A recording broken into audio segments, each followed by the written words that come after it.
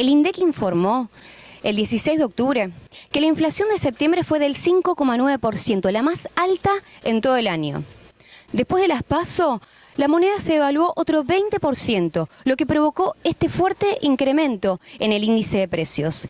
Pero ya llevamos un acumulado de 37,7% durante 2019 y un 53,5% interanual. Si seguimos indagando en los datos, podemos observar que a finales de 2015, cuando concluye el mandato del gobierno anterior, la inflación estaba por el 27,5%, lo que ya se había convertido en un problema para la economía. Pero actualmente se calcula que es del 54,7%, lo que nos ubica después de Venezuela y Zimbabue como la tercera economía con más inflación del mundo.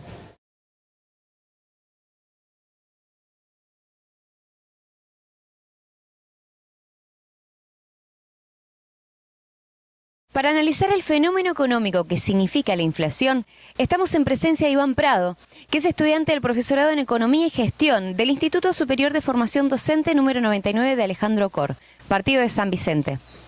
¿Cuáles son las causas del incremento permanente de la inflación en estos últimos meses? Para analizar la causa del incremento de la inflación en estos últimos meses tenemos que tomar en cuenta cuáles fueron las políticas económicas con las que inició el gobierno de Cambiemos su gestión. Cambiemos como política base fue tomar un ajuste tremendo, aumentando desmedidamente las tarifas de luz, gas, agua, el transporte aumentó desmedidamente también y acompañado esto con una política monetaria del Banco Central con un incremento de la tasa de interés altísima. Lejos de esto, que fue bajar la inflación, la duplicó. En 2015 teníamos alrededor de un 28% de inflación y hoy el gobierno de Cambiemos va a terminar con un 60% de inflación. Entonces, para seguir analizando estas políticas económicas de Cambiemos, tenemos que tomar en cuenta la gran devaluación del 2016. No nos tenemos que olvidar de esa devaluación que fue cuando se sacó el cepo y fue a sus inicios de gestión.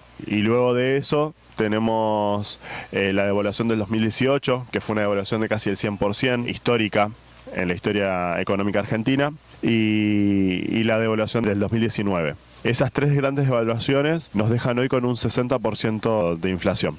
Cosa que no sucede en todas partes del mundo. De hecho, un caso muy cercano es el caso de Brasil, donde a pesar de que el dólar aumenta y se devalúa el real, la gente sigue apostando a su moneda nacional, sigue haciendo sus compras y transacciones con reales, ¿no? Comprando casas, automóviles, viajes aéreos, lo sigue pagando en reales. Y nosotros tenemos nuestra economía dolarizada, prácticamente dolarizada, ¿no? Donde las tarifas de luz, agua y transporte están dolarizadas, ya que las empresas sus dueños son extranjeros, entonces pretenden cobrar los servicios en esa moneda internacional. Yo creo que debemos apostar a tener una soberanía energética real, donde las empresas se vuelvan a estatizar, que vuelvan a ser nacionales.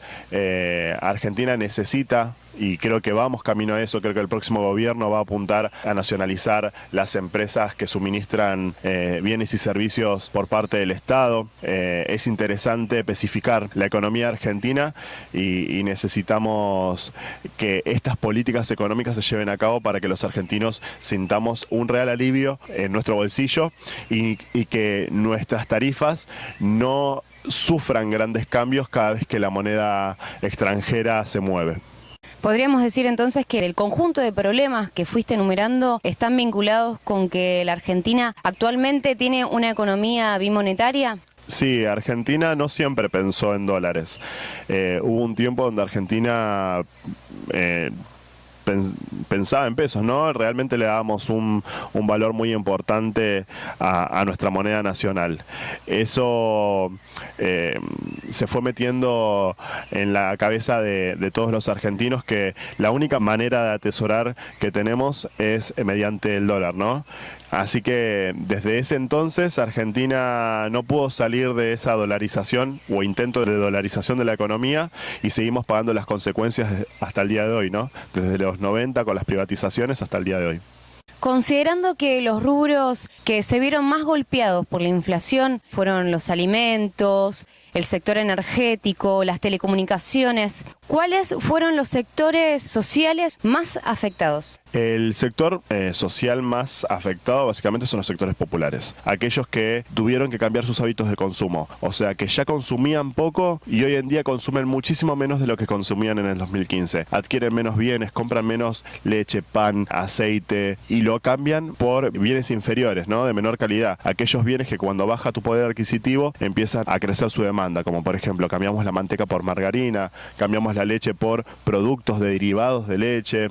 Dejamos de consumir yogures, dejamos de usar aceite y usamos grasa, ¿no? Para freír. Bueno, consumen prácticamente todo hecho a base de harinas, ya que el precio de los alimentos aumentó desmedidamente en los últimos años. A todos nos cuesta ir al supermercado, a todos nos está costando llevar la comida a nuestra mesa y eso se debe a que la inflación es una infección que va comiendo el bolsillo de la gente, ¿no? La capacidad de consumo del argentino en estos últimos 4 años ha caído drásticamente. Entonces imaginémonos en aquellos hogares donde siempre se ha consumido lo básico y hoy en día han tenido que cambiar los hábitos de consumo. Se nos hace casi una odisea llegar a fin de mes y eso no solamente habla de la caída del consumo, sino que también habla de la malnutrición de nuestros niños, niñas, adolescentes, de nuestros ancianos, que hoy en día no llegan a cubrir estas necesidades básicas. La caída del consumo de leche es un claro ejemplo de eso y no lo puede ocultar nadie. Creo que ese es el sector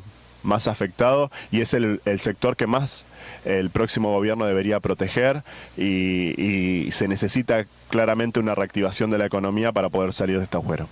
Gracias, Iván, por toda la información que nos brindaste y por habernos dado esta entrevista. Y nosotros nos volvemos a encontrar en un próximo informe. Muchas gracias.